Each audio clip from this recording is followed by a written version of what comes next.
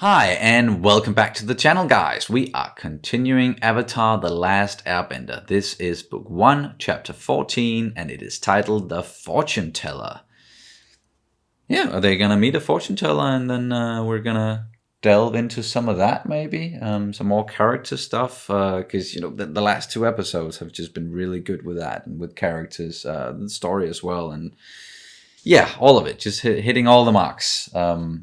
And this is another episode directed by Dave Filoni, I just noticed. And we just, of course, love Dave Filoni. And to be totally honest, like when we first started talking about watching this and adding it to the list and everything, it shot up through the ranks very quickly as soon as I saw that this was what Dave Filoni was working on before Clone Wars. I know. It's like it's very. It's not like he's not the only one doing this at all. I know there are many talented people working on this series and like through all of it. And I'm so glad that we started watching it. It's all I wanted to say. Do you have anything you want to say? Nope. Alrighty. Then we're just gonna jump straight into it. And you can, of course, always check out our full-length reactions to Avatar and all the other shows that we are doing on our Patreon page. The link is down in the description below. Here we go.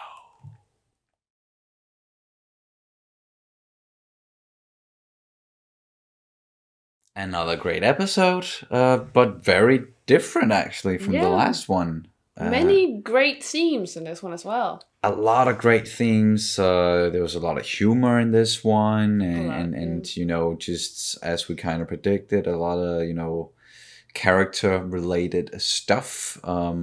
Especially when they were going into the whole fortune teller thing, and they were all being told like, "This is your future, and this is what's gonna happen," and how much control you have over your own destiny and everything like that. So yeah, a lot actually went down in this one, and we got a little bit of action towards the end, in the form of a freaking volcano just erupting and almost wiping out that village.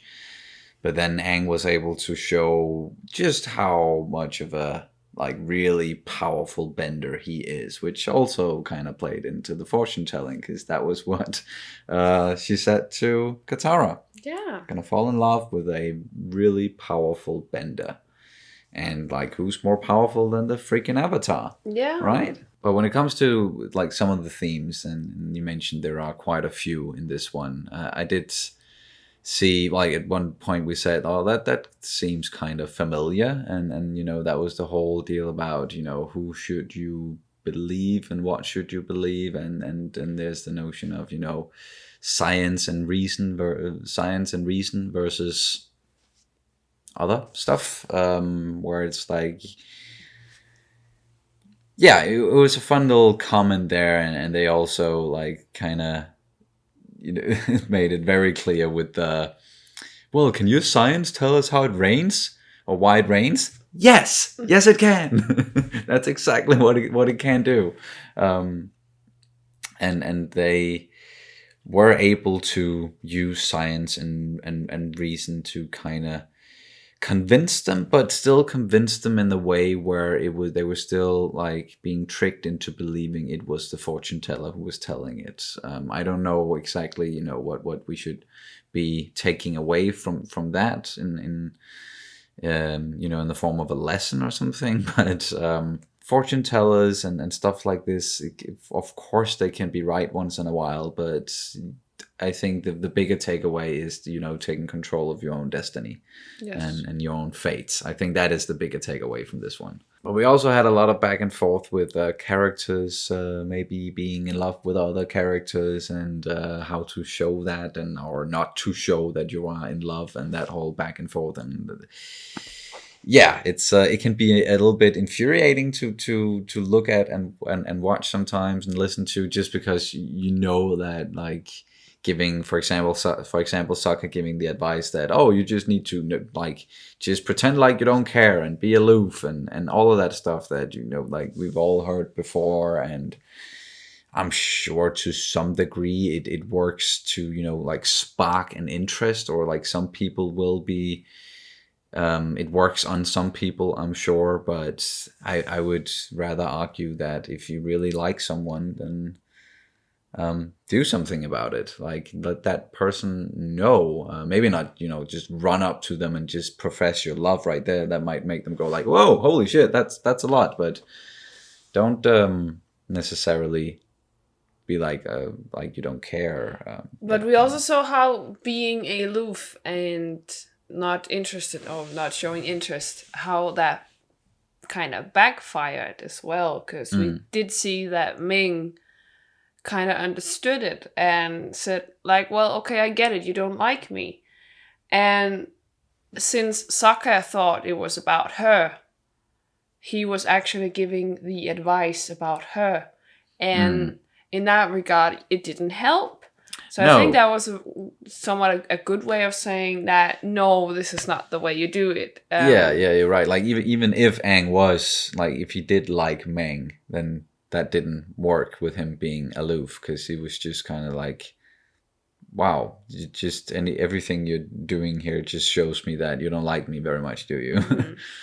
And that's also, in my opinion, what would happen in the real world as well. Yeah. And, well, I don't know if you noticed, but as soon as he said the whole being aloof thing, and that women don't like good guys, and if you're too nice, then they won't like you or whatever. And it's just like, perhaps I'm just weird in that the regard, because I definitely don't think you can be too nice. It's just, whinging about it is definitely not going to help. No. I remember dealing a lot with this when I was growing up, and before we met and everything. There were like certain instances where I could definitely feel like, okay, I'm with a person right now that because I am just being very nice and just being, what some would define as being too nice, is that just resulted in that person just walking all over me, and me not being able to stand up for myself. But I do think those are still two very different things. It is. Like being too nice or being very nice, or not being able to stand up for yourself, because that is definitely like striking a balance there, because you don't need to, like, being nice doesn't mean being a pushover. No, it's not mutually exclusive. Exactly, but a lot of people will connect the two and be like, oh, if you're a very nice person and you're very nice to people, then you're probably also a pushover, or you're not strong or something, because apparently being strong means being like not showing your feelings and not being nice to people. And yeah. But like then all of my friends back then, and even some of the girls, they would be like, Sonny, you're being too nice. You need to be more like this, and you need to like be more like that guy. And I started trying to behave like some of my friends, and that definitely did not feel good. It did not feel like me at all, like trying to be one of these aloof assholes who just like pretends like doesn't care about anything. And yeah, no, maybe it worked for some, but definitely not us. Like we can't really. If she doesn't like you, she doesn't like you, and that's just how it is, man. It's not about being nice or not being nice or whatever. It's just but just be yourself. Exactly. And if someone falls in love with you, wouldn't you want them to fall in love with like who you are for real? So just be yourself. That is at least like the best advice I can give. Even though when you are a teenager and you are growing up, sometimes the whole just be yourself, it can seem like a kind of a bad advice, because that is an age where you maybe don't really know who you are yet, but just the notion of being true to yourself, and at least not trying to be something you're not. But it was another good episode. Do you have anything you want to add to this one?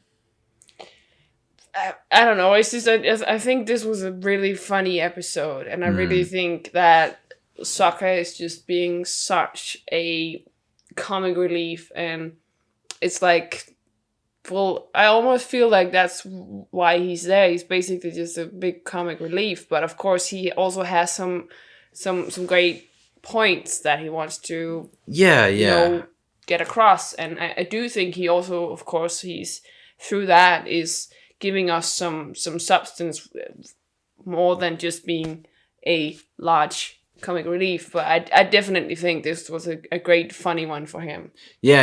And he is a very, very entertaining character, and I do think, as you're saying, that he is playing kind of the comic relief a lot of the time, but they also like make room for him to be his own character and have some real stuff to do, and his own opinions and everything, of course. So he's not like just a comic relief. That's definitely not what we're saying, but he's just very good at it. And in this one in particular, and the whole thing with him kind of self-sabotaging, and how they that whole joke with him like kicking something and then it just coming back to hit him in the head or something like that, and that was immediately. Yeah, and even before we knew that was going to happen, it was not a foreshadowing in that regard, but him with the whole, he had the whole egg in the start with the big platypus bear egg. Oh, yeah. And he also of course he kind of threw it on his own head, and also he went to, he wouldn't admit that he was wrong, so he just went there in the rain and got wet and everything. So it's just staying very true to his character. Yeah, and through the whole episode we saw how Sokka just brought upon a lot of misfortune on himself. It was very self-inflicted. Yeah. And that was basically him throughout. And I just wanted to point out a small reference with like the boy who cried wolf. And I just thought that it was, of course, it's a lesson that most people know. Yeah. Also, of course, referencing that in this one, even though it might be a trope or whatever, I actually think it's especially for kids, it's a great way of showing it. Yeah. I think so too. And so in retrospect, the Fortuneteller was very much right about Sokka, and she was right about a lot of things when it comes to like some of these people and characters, and I think that is a very real thing, that Fortunetellers in the real world, they are very good at reading people, and that is why they're so good at saying things that you will eat up, and you'll be like, oh, that's so true, because that's so true about me. And with Sokka, she could just read him very, very quickly and be like, yep, you are the sort of person who gets in your own way a lot. And she, correctly deduced that. And then I think like with Aang and with Katara, it wasn't difficult reading them when it comes to their love life and what they wanted to hear. And especially Katara, I think she just was told a lot of stuff that she kind of wanted to hear maybe, and she was projecting it for the Fortuneteller to just pick it up very easily. And even just some of the people that Sokka confronted in this one with like, so she told you to wear these red slippers. If you wear these red slippers, or when you wear these red slippers, you're going to meet the love of your life or something. And you're wearing them every day. Of course. So of course, like you're gonna be wearing them when you meet her if you wear them every day. So of course she's gonna be right.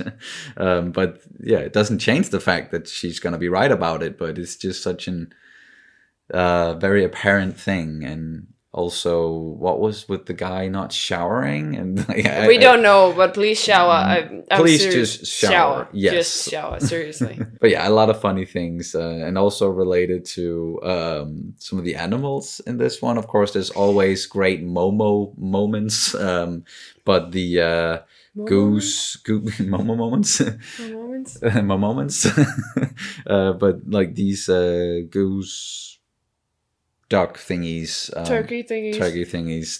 They were a lot of fun. Yeah. That one just landing there and just looking at Aang and just And that weird sound that came out of it. I mean, what was that's that? an interesting mix between a quack and whatever comes out of A honk. A honk, or I don't know what you want to call that. And then the platypus bear thing, just getting scared by Appa and laying an egg and jumping into the water, just like, oh, okay, I'm so scared that I dropped an egg and let me get out of here. And kind of cute, and like seeing a bear with a platypus beak laying an egg. Weird, but kind of cute in a way. I don't know. But I think that's going to do it for this reaction and review of Avatar: The Last Airbender. Book 1, Chapter 14, The Fortuneteller. Thank you guys so much for watching as always, and we will see you as soon as possible. Bye! Bye!